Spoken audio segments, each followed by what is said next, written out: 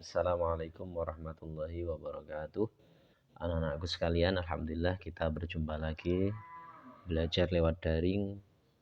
Semoga kalian semuanya dalam keadaan sehat walafiat tanpa kurang suatu apa. Oke, anak-anakku yang sangat saya banggakan, sebelum kita mulai pembelajaran, mari kita awali dengan bacaan doa. Semoga Allah senantiasa memberikan yang terbaik untuk kita. Ala hadini as-su'ali al-fatihah.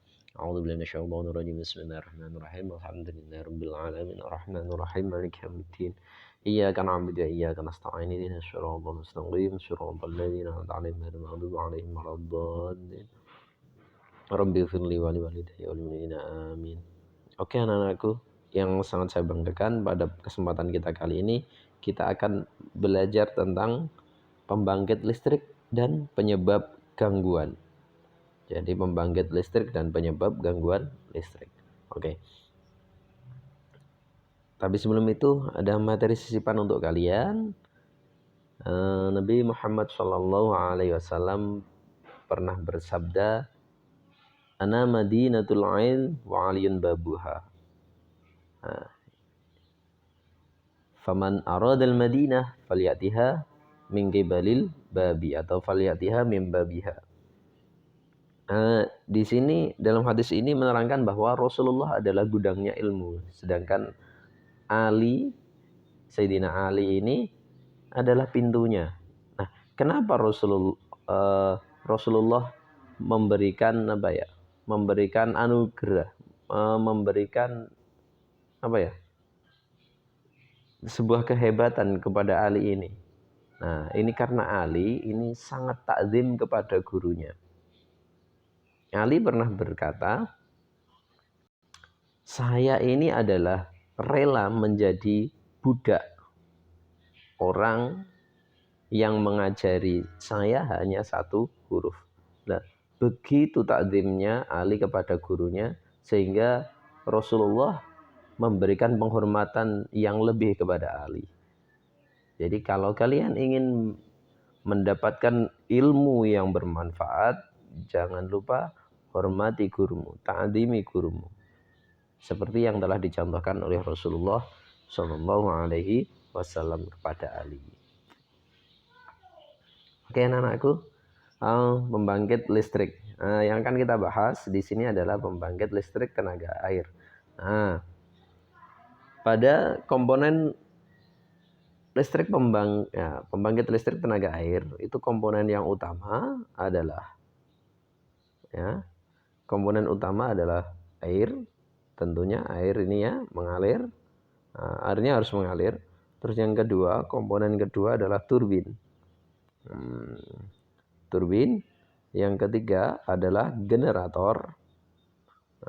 Generator ini nanti langsung dari generator ke transformator. Nah, ini. Jadi prosesnya seperti ini. Air mengalir, menggerakkan turbin. Turbin ini berputar terus karena adanya gaya kinetik dari air. Gaya geraknya air ini membuat turbin berputar.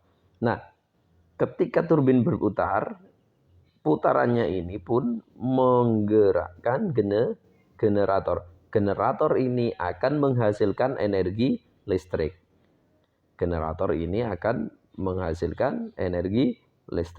Nah, energi listrik ini kemudian dibawa ke transformator untuk diperbesar dayanya. Jadilah listrik.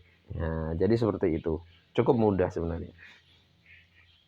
Jadi untuk membuat pembangkit listrik itu cukup mudah. Jadi yang pertama usahakan ada air mengalir. Ini wajib ya, karena dia sebagai penggerak turbin.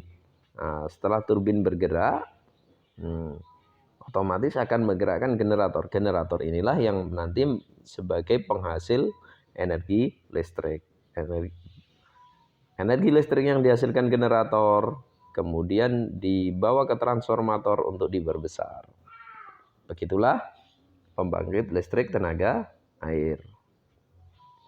Oke. Kalian di sini ada pembangkit listrik mikrohidro. Maksudnya bagaimana? Pembangkit listrik tenaga air tapi yang kecil-kecilan. Contohnya seperti ini. Ini ada air mengalir, aliran sungai. Nah, di sini ada dikasih turbin. Nah, ini turbin. Nah, atau kincir air. Kincir air ini berputar. Berputar ini akan memutar apa? Dinamo, ya, atau generator. Nah, ya. Jadi dinamo ini berputar, putarannya menghasilkan listrik. Nah, ini. Jadi kalau ada air yang mengalir sangat kita bisa manfaatkan untuk membuat apa?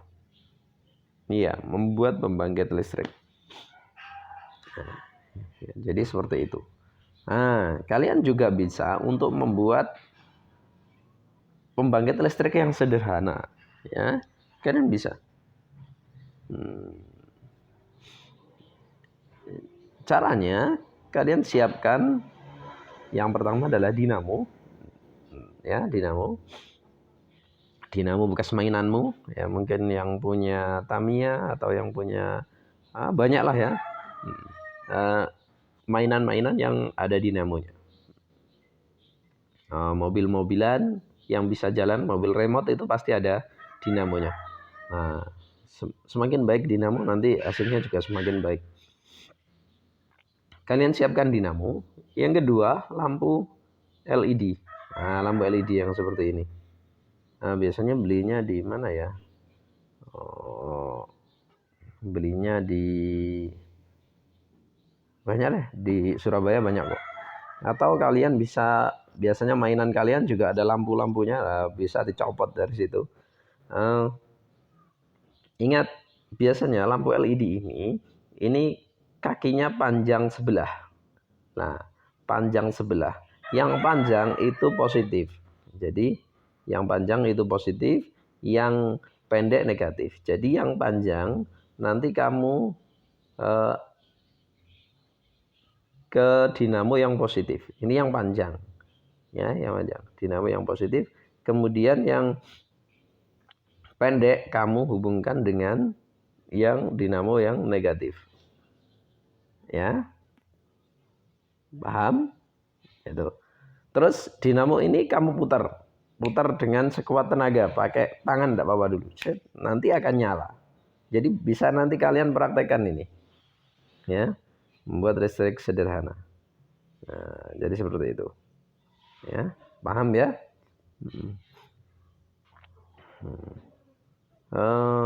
Kalau kalian tanya misalnya lampu LED-nya beli di mana, itu di toko Petra Jalan Kalibutuh itu ada.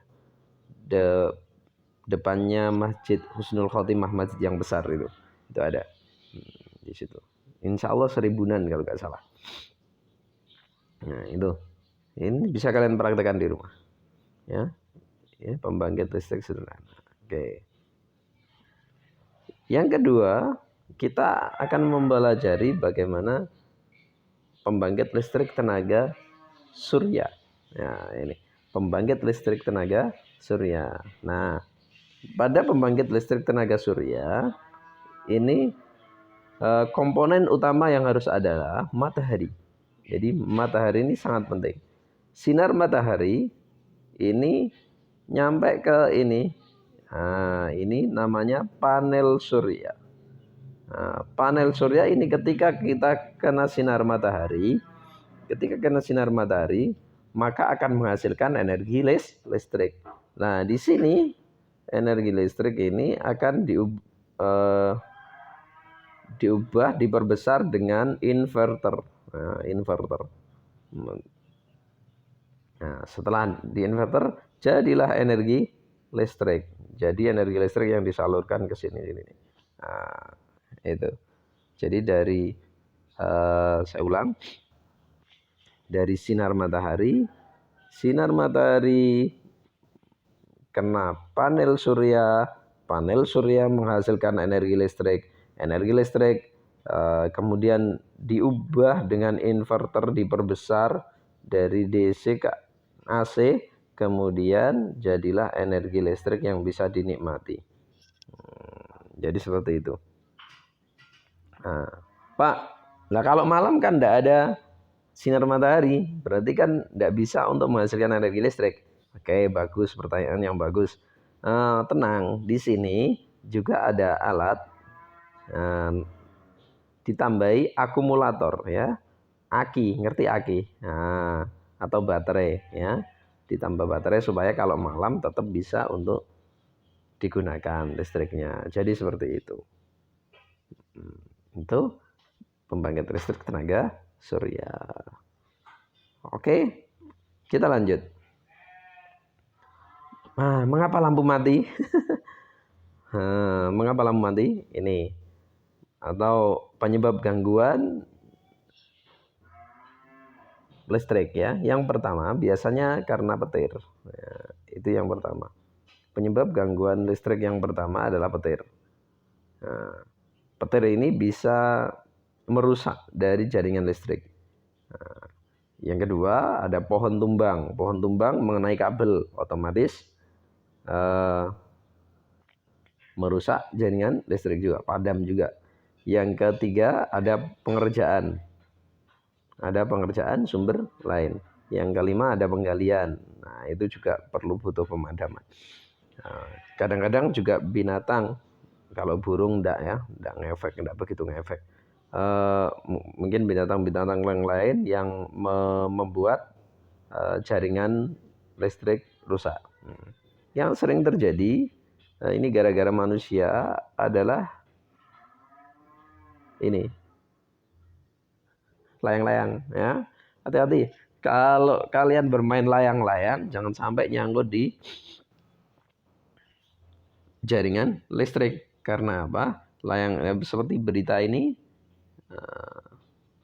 kemarin 6 Oktober, layang-layang tersangkut di jaringan PLN, 600 gangguan listrik terjadi di Jatim. 600 gangguan listrik gara-gara layang-layang. Maka kalau bermain layang-layang, hati-hati jangan di jaringan listrik ya. Oke, anakku, itu penyebab gangguan listrik. Jadi sebisanya kalian hindari yang penyebab dari kita ya. Kemudian bagaimana menghindari bahaya listrik? Listrik ini walaupun sangat bermanfaat tapi juga menghasilkan bahaya yang sangat besar ya. Kesetrum, bisa-bisa meninggal. Caranya menghindari bahaya listrik itu bagaimana, anakku? Yang pertama, nah ini. Jangan bermain layang-layang di sekitar jaringan listrik. Bahaya ya, bahaya. Itu yang pertama. Yang kedua, kalian ketika menggunakan stop kontak jangan seperti ini. Banyak sekali sampai tumpuk-tumpuk. Sampai tumpuk-tumpuk. Bahaya. Karena apa? Ini bisa mengakibatkan konsletingnya seperti ini. Sampai terbakar. Kalau terbakar tidak hanya yang terbakar tidak hanya ini. Tidak hanya apanya ini? Stop kontaknya, tapi seluruh rumah bisa terbakar gara-gara konsleting listrik ya. Itu. Jadi hindari pemakaian steker terlalu banyak seperti ini. Kemudian yang harus kalian hindari, ini kalau ada orang kesetrum, jangan kamu pegang, jangan kamu tolong dengan memegang orangnya, jangan ya. Kalau ada orang kesetrum, jangan kamu tolong dengan memegang orangnya, kamu kesetrum ya. Kamu ikut kesetrum. Ini kalau saya lihat ini kan kabel, memegang kabel kesetrum satu orang. Ini semuanya ikut kesetrum gara-gara apa? Tidak paham. Lah, caranya bagaimana? Yang pertama, kalau ada orang kesetrum ya, cari meterannya, matikan. Itu kalau di rumah. Jangan pegang orangnya. Jadi jangan pegang orangnya. Jadi cari meteran, matikan meterannya. Paham ya? Paham? Paham kan? Ya, itu yang pertama. Yang kedua, atau cari alat yang kayu atau apa untuk misalnya dia megang kabel untuk memutuskan kabel itu. Ya, untuk bisa kamu tegor, bisa kamu pukul kabelnya sampai usahakan dia putus. Nah, jadi seperti itu. Pakai isolator ya tentunya ya, jangan pakai besi, sama saja. Ya hati-hati kalau pakai besi ya hati-hati.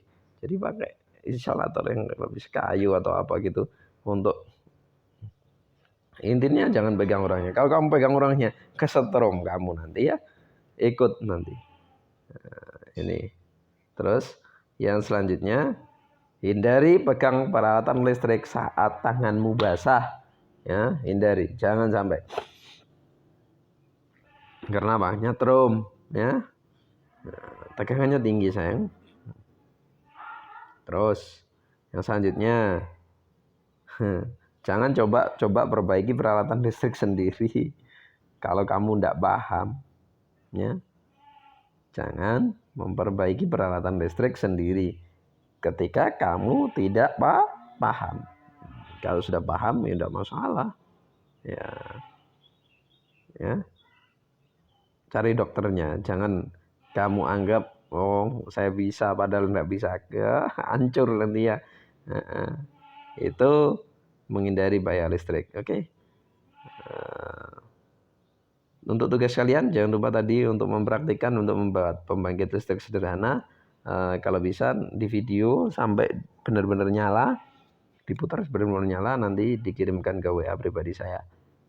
Terima kasih, semoga bermanfaat. Kita akhiri dengan bacaan doa subhanakallahumma bihamdika asyhadu an la ilaha illa anta astaghfiruka wa atubu ilaik. Assalamualaikum warahmatullahi wabarakatuh.